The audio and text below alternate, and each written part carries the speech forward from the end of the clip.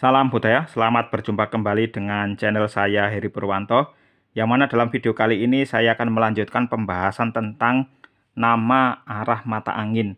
Namun sebelumnya untuk teman-teman yang baru bergabung, saya persilakan subscribe terlebih dahulu dan silakan membagikan video ini apabila dianggap bermanfaat.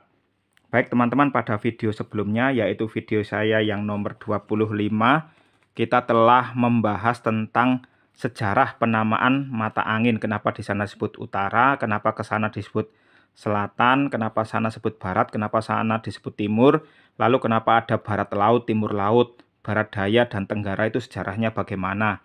Nah, itu akan kita ulangi sedikit ya dalam video kali ini. Jadi hipotesisnya dulu itu awalnya dari kerajaan Malaka. Malaka kan posisinya di sini. Kalau dia ke arah sana akan ketemu Selat Malaka. Nah, selat inilah yang menjadi kata selatan ya, arah selatan dari Malaka itu ada selat. Sedangkan kalau ke sana itu ke arah utara itu berasal dari bahasa Sanskerta utara ya.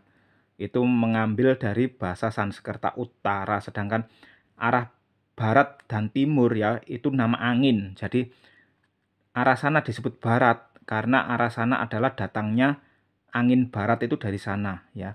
Arah sana disebut timur karena angin timur datangnya dari sana. Angin barat adalah angin musim yang bertiup dari Asia menuju Australia, sedangkan angin timur adalah angin musim yang bertiup dari Australia menuju Asia. Jadi barat itu bukan dari bahasa Sanskerta Barata, itu tidak benar ya, tapi itu nama angin, angin barat dan angin timur. Nah, asal usulnya Malaka itu kan pendiri kerajaan Malaka itu kan dari Palembang, namanya Parameswara. Itu dia pindah ke Malaka, mendirikan kerajaan Malaka, masuk Islam, berganti nama menjadi Sultan Iskandar Syah. Sewaktu di Palembang, Palembang itu istilahnya bukan pakai utara selatan ya, tetapi melestarikan bahasa Melayu kuno, karena dulu di Palembang pada zaman kuno ada kerajaan Sriwijaya yang memakai bahasa Melayu kuno. Jadi nyebutnya bukan utara selatan tetapi laut dan daya. Nah,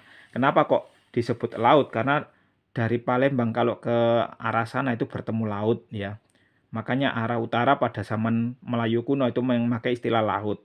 Sedangkan ke arah sana itu bertemu pedalaman. Pedalaman dalam bahasa Melayu kuno disebut daya. Ya, kemarin ada yang komen ya. Jadi memang Palembang kalau ke selatan itu memang ada suku Daya ya. Itu cocok dengan hipotesis arah selatan pada zaman kuno disebut Daya. Nah, teman-teman, kemudian kita kemarin juga membahas tentang arah mata angin dalam bahasa Madura. Kalau Madura ini berkebalikan dengan Melayu kuno. Kalau untuk arah barat dan timur itu tidak ada perbedaan ya. Madura disebut Berek dan Temor, yaitu sama ya. Tapi untuk utara dan selatan itu berkebalikan. Kalau Melayu kuno, utara disebut laut, tapi di Madura laut itu arah selatan. Kenapa? Karena di Pulau Madura pada zaman kuno itu penduduknya lebih banyak yang tinggal di pantai selatan karena berhadapan langsung dengan Pulau Jawa. Nah, orang-orang Madura yang tinggal di selatan itu kalau memandang ke arah selatan itu mereka melihat laut. Itu sebabnya arah selatan disebut laut. Kebalikan dengan Palembang tadi yang ke arah sana disebut laut ya.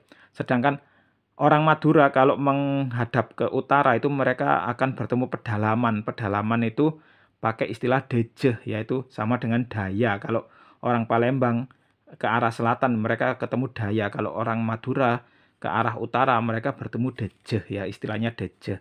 Nah, kemudian saya berdiskusi dengan salah seorang teman yang mengatakan bahwa di Makassar itu penyebutan mata angin sudah beda lagi ya, tidak sama dengan Melayu kuno dan Madura ya. Kenapa? Karena kondisi geografi di Makassar sudah beda lagi. Kalau di Makassar kan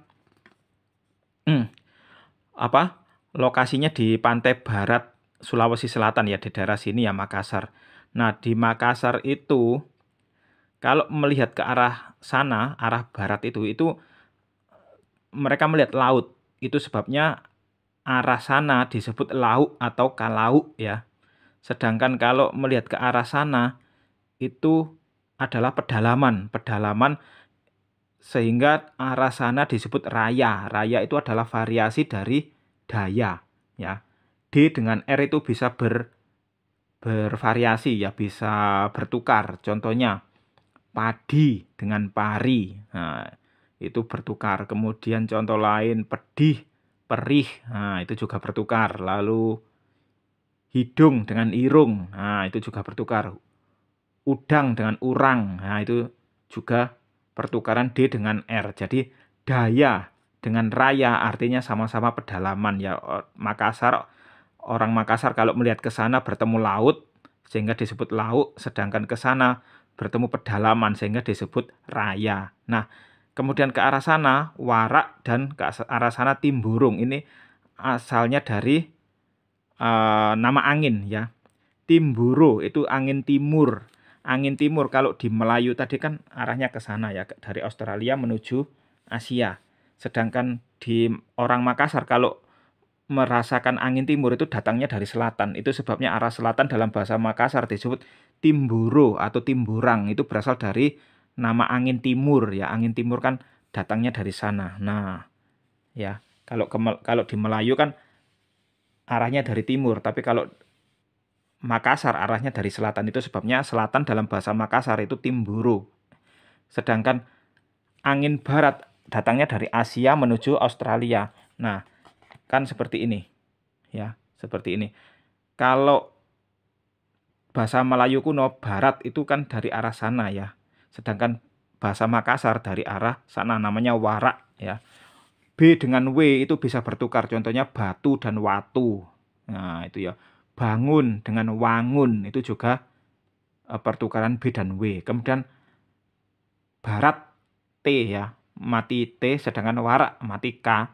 Itu juga bisa bertukar, contohnya jarit dengan jarik. Nah, itu contoh pertukaran T mati dengan K mati, ya. Jadi warak dan timburu itu asalnya dari nama angin, sedangkan laut dan daya raya, nah, itu asalnya dari kata laut dan daya. Jadi kondisi geografi Makassar dengan Melayu kuno itu berbeda sehingga penyebutan mata anginnya juga berbeda seperti ini. Nah, setelah pada zaman dulu kan memang Makassar dan Sriwijaya dengan Melayu kuno itu punya penyebutan sendiri-sendiri, sedangkan setelah Indonesia merdeka menjadi negara kesatuan maka dibutuhkan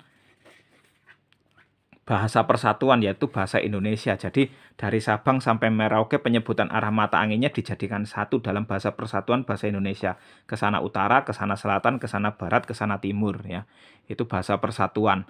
Oke, bahasa persatuan itu memang bermanfaat untuk berkomunikasi dari Sabang sampai Merauke paham semua. Namun untuk bahasa daerah jangan sampai dilupakan, jangan sampai ditinggalkan. Kenapa? Karena bahasa daerah itu istilahnya cerminan dari kearifan lokal dari tiap-tiap daerah. Seperti tadi, ya, kenapa di Melayu kuno dan di Makassar juga di Madura tadi nama-nama mata anginnya kok berbeda-beda, ya, karena kondisi lokal tiap-tiap daerah itu berbeda-beda, ya. Walaupun kita punya bahasa persatuan, bahasa persatuan ini bermanfaat untuk komunikasi di seluruh Indonesia, namun bahasa daerah ya jangan dilupakan, karena itu tadi, ya, cerminan kearifan lokal tiap daerah tadi. Baik teman-teman, itu saja video kita kali ini. Terima kasih sudah menyaksikan. Sampai jumpa di video selanjutnya. Salam budaya.